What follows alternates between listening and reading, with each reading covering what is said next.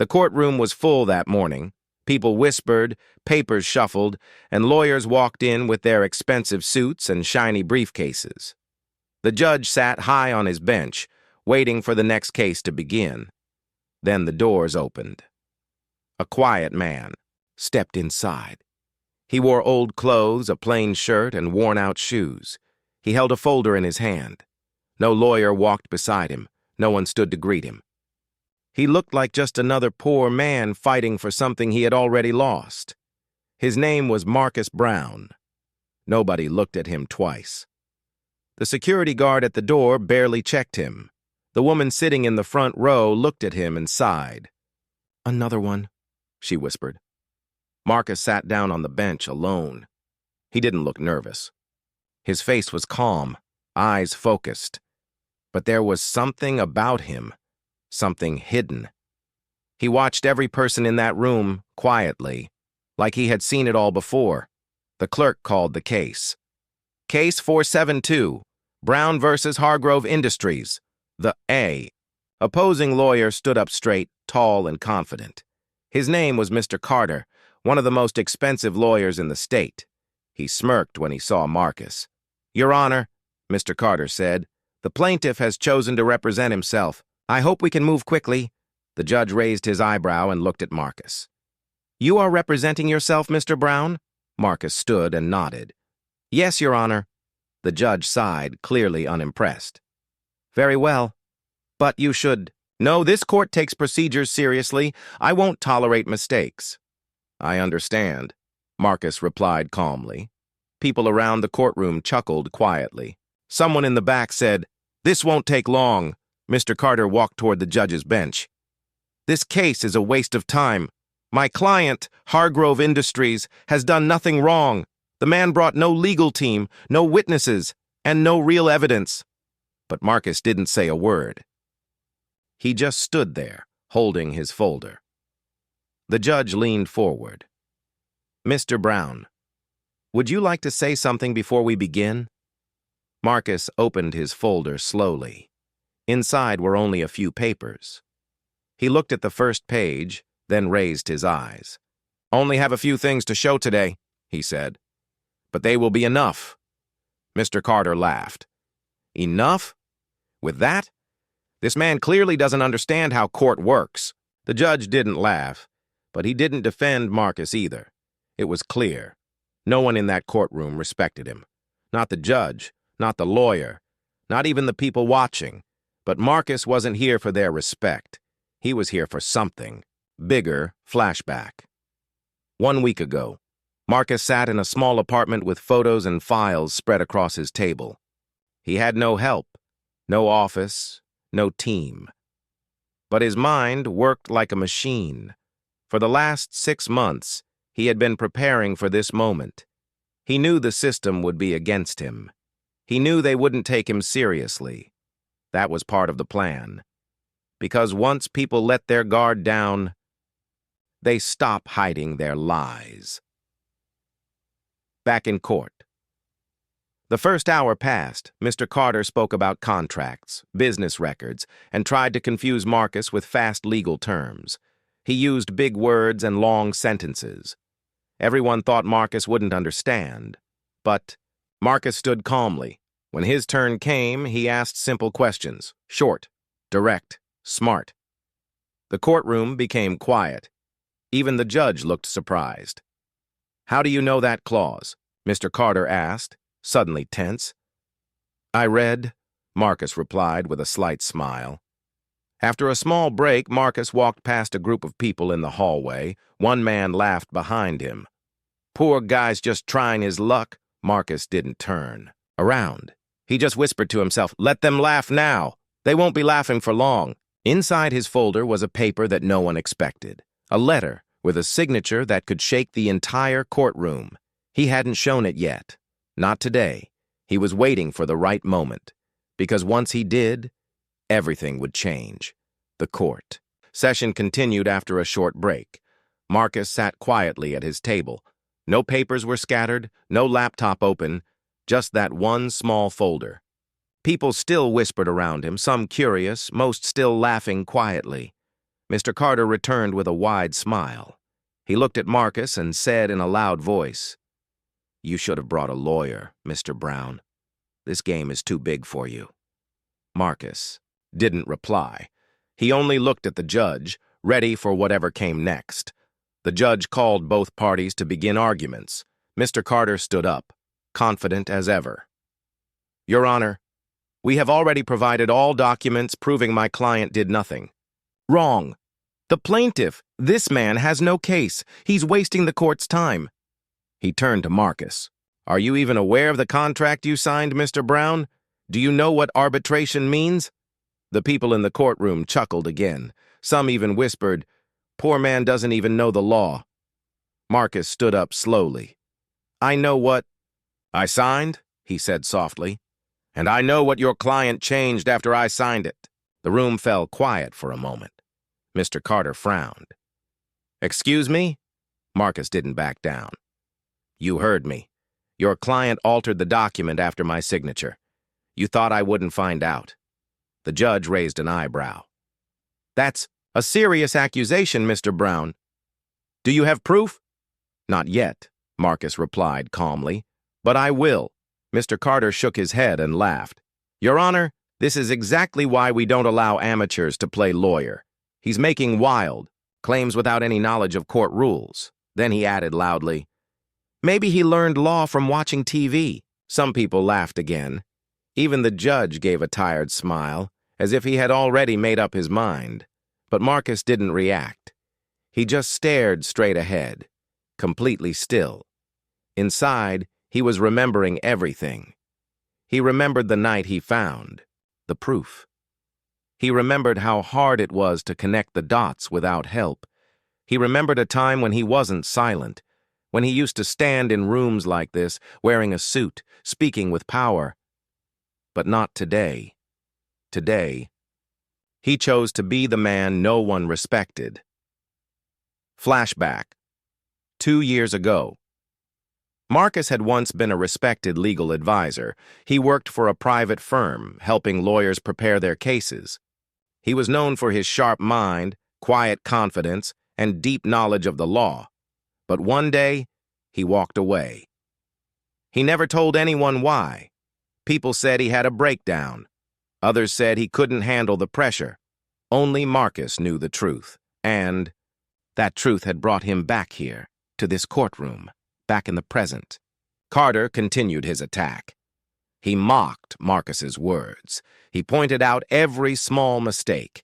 He spoke with speed and confidence, hoping to confuse and embarrass him. The judge, clearly losing patience, turned to Marcus. "Mr. Brown, you must speak clearly and provide real evidence.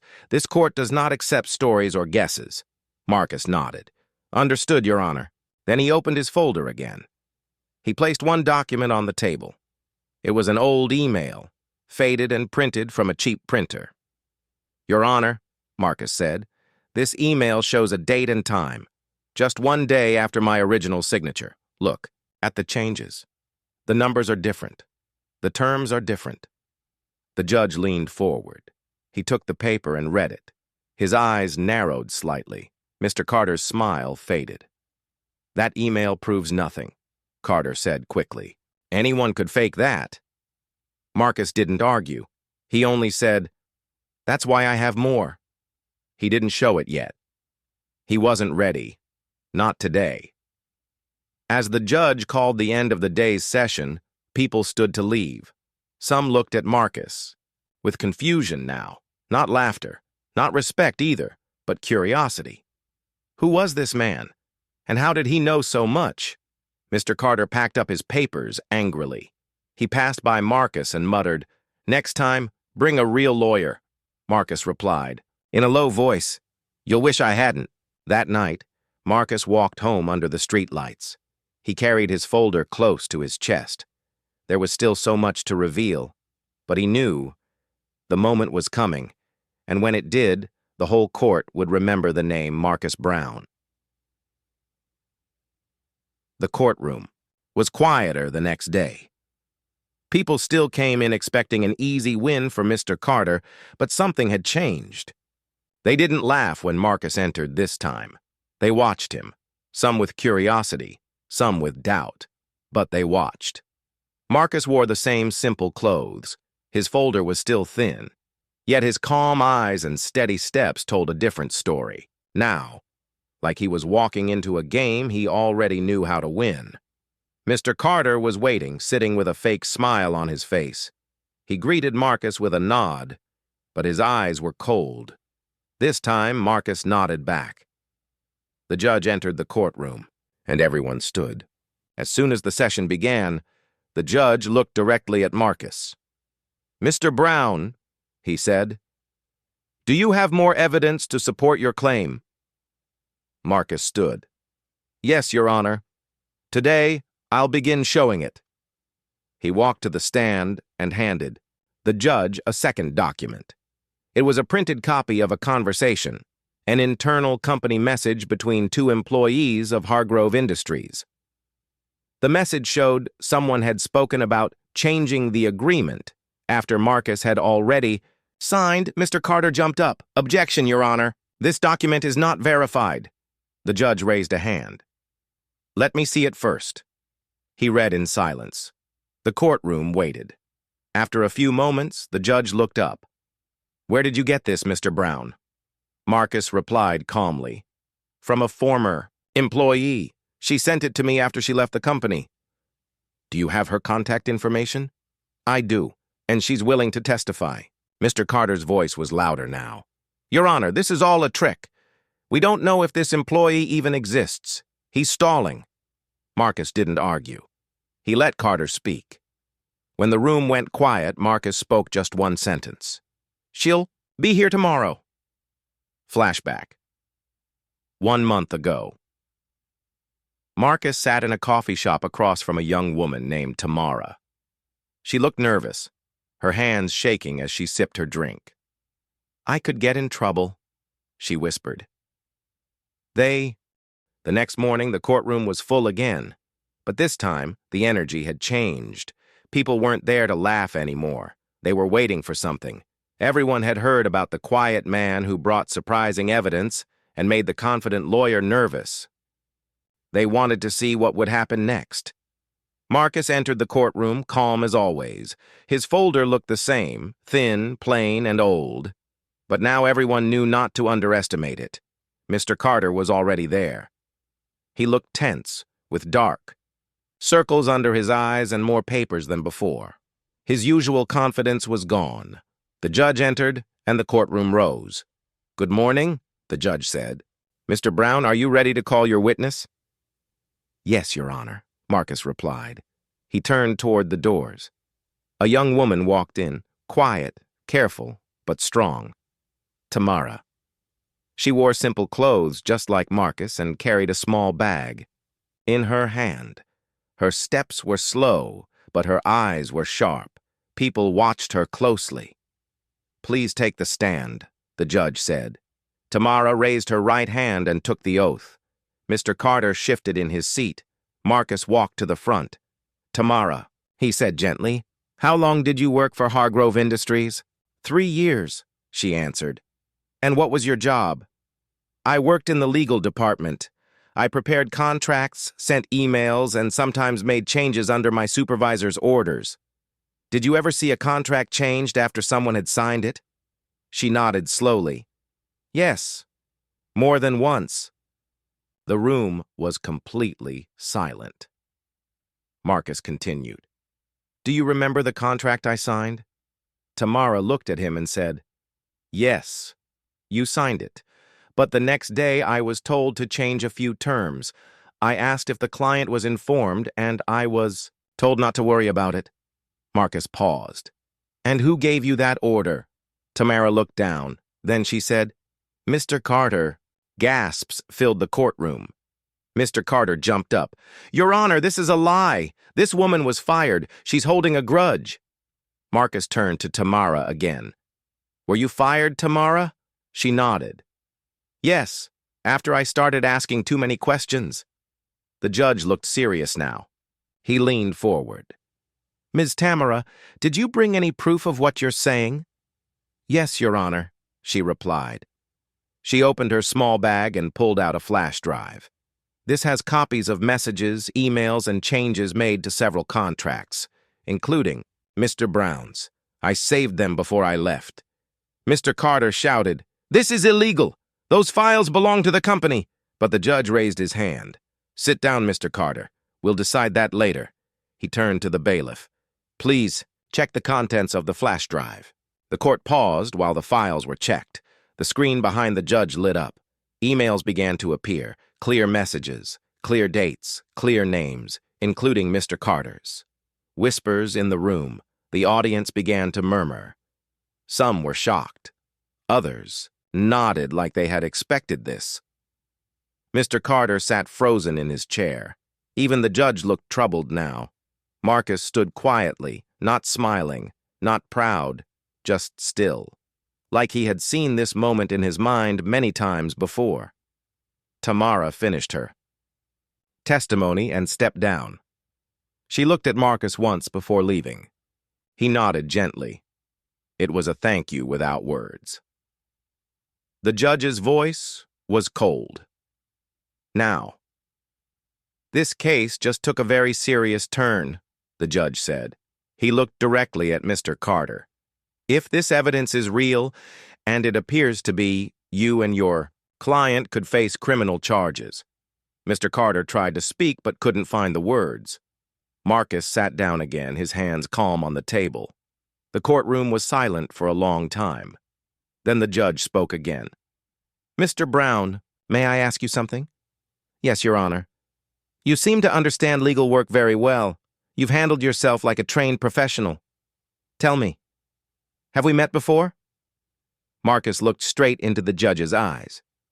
"For the first time," he smiled.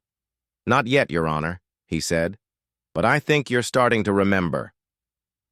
The courtroom was quiet, but the silence was heavy. Everyone was watching Marcus now, not just because of the evidence, but because of him. There was something about him that didn't make sense. How did a man with no lawyer, no money, and no team manage to turn the entire case around? Even the judge sat back in his chair, staring at Marcus with a puzzled expression. "You say we haven't met," the judge said slowly. "But your face, it feels familiar." Marcus smiled again, just a little. "People change, Your Honor. Sometimes we grow into someone even we didn't expect." The judge narrowed his eyes, studying Marcus like a puzzle with one missing piece. Then, court was dismissed for the day. But no one left quickly. People lingered, whispering to each other, staring at Marcus as he quietly packed his thin folder. Even the court officers gave him respectful nods now. Mr. Carter, on the other hand, left with his head down. The smile he always wore was gone. Outside, the sky was cloudy. The wind picked up, but Marcus didn't rush. He walked slowly, thinking. He knew tomorrow would be the day everything changed. That night, the judge's mind. Spin's judge, Ronald Brooks, sat in his study long after the sun went down. He couldn't stop thinking. He had seen thousands of faces in his courtroom, but Marcus Brown's face was stuck in his mind. Not just from today, but from long ago. He opened an old drawer and pulled out a photo album, one he hadn't touched in years. Flipping through the pages, his eyes landed on a classroom. A group of kids, maybe 11 or 12 years old, and there, second row, third from the left, was a boy with the same calm eyes as Marcus. The judge leaned back, eyes wide. "No," he whispered to himself. "It can't be him."